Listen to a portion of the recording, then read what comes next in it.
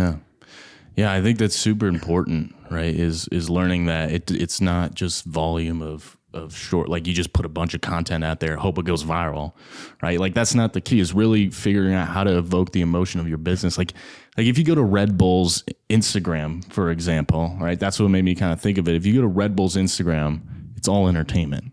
None of it's the product at all. None of it's the Red Bull cans and say, hey, like our drink is tasty. It's all entertainment, people doing extreme sports.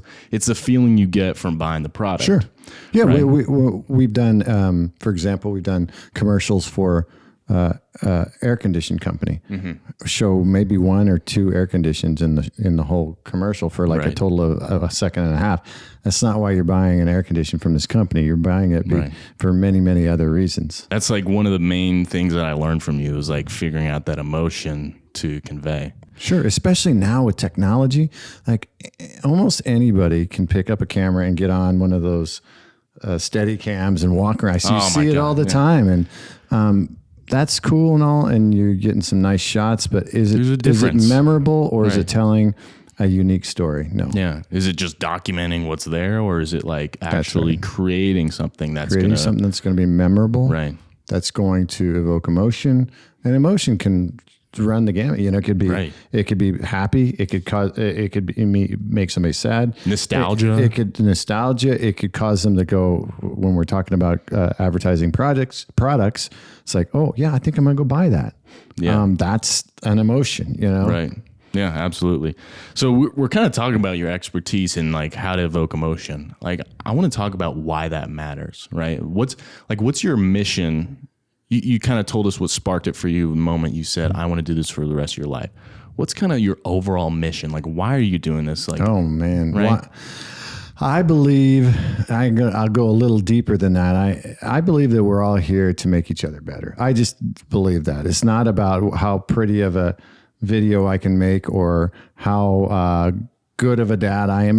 Or whatever it might be. It's all about we're here to take the best things from each other and try to make the world a better place. Ultimately, if you're asking me at the very basis of what I think, that's what I think. Yeah. And you think Manly Creative, and you've branded your, business to kind of go along with that, right? Yeah, our core focus, we have a core focus, right? Or a core mission statement. Let's start with what is Manly Creative, because I don't even think we got into that. Okay. Well, yeah, Manly Creative, we're a full service marketing agency. We started out with just production like you do, but we've expanded over the years into production plus digital. Right. So marrying that whole agency model together, but building it differently. In that, I think a lot of agencies are built the other way, where they start with advertising gurus and all this stuff, and then if they have the production model built in, and it's not even like they don't even have anybody with that production expertise. Our model's built differently. Almost everybody here has production expertise. Plus, now over the last several years, we built in the digital aspect where we do, social media, everything that has to do with digital, and marrying those two together. So the content that we create, the memorable content that we create, can be used effectively for memorable advertising. Yeah, I mean that's really important, right? And I think creative's probably a thing that people don't think about now. They think, well, I'm just going to pour as much money into advertising as possible, and then hopefully I'll get a result, right? Because if I'm putting $1 million into advertising, I'm going to get a result, right?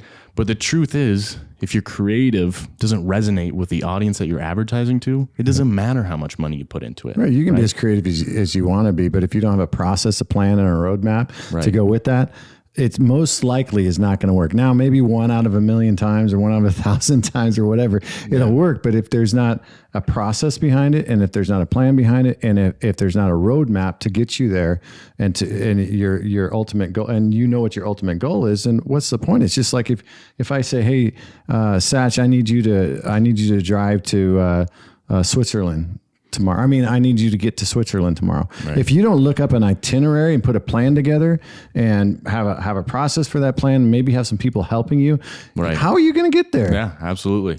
Yeah. Otherwise, you're just winging it. You're winging it. Yeah. Yeah. You're just heading east. Right. Yeah, so I kind of want to talk to you about how the video landscape is changing, the video marketing landscape, right? We have I was going to ask you about that. Well, yeah, right. I know, right? It's kind of like the younger generation, right? But you're really good at, probably one of the best I know at evoking emotion and making a quality video. But the landscape is changing, right? With hooks, with thumbnails, like getting the interest, right? People talk about attention spans. We can get into that. I don't really believe that as much, but I'm with you there. Yeah. What do you see happening to video marketing right now? Oh man. Well, I think that, first of all, I'm going to say I'm never afraid of technology. I've been doing this for over 30 years. Yeah. And I've seen technology change. I mean, geez, when I started out when I worked in the newsroom back in the early 90s, they were on typewriters. Yeah. I walked in there and they're on typewriters. I'm like, okay. Yeah. And I saw them go to computers. And then I saw tape-to-tape editing. Most people don't even know what that is anymore.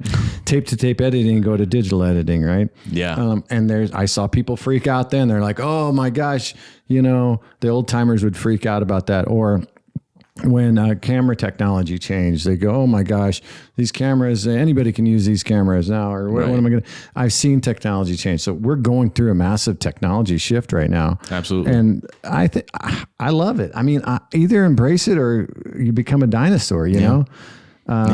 So it doesn't scare me. I think it's important to embrace it and to understand it, to get ahead and understand it.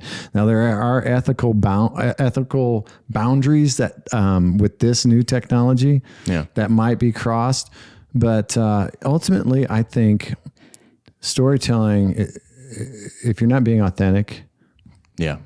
I talk about that all the time on this podcast. It's like, I wouldn't worry too much about AI because, you have to pay attention. As long as you're paying attention, I think that's really the key, right? Well, if there's a plug and play solution, for example, with AI, say I can go, hey, I want to do this story about that table over there, and I want it to be 2 minutes long, and I want it to be a sales piece about that table, and I shove it into whatever AI software is out there.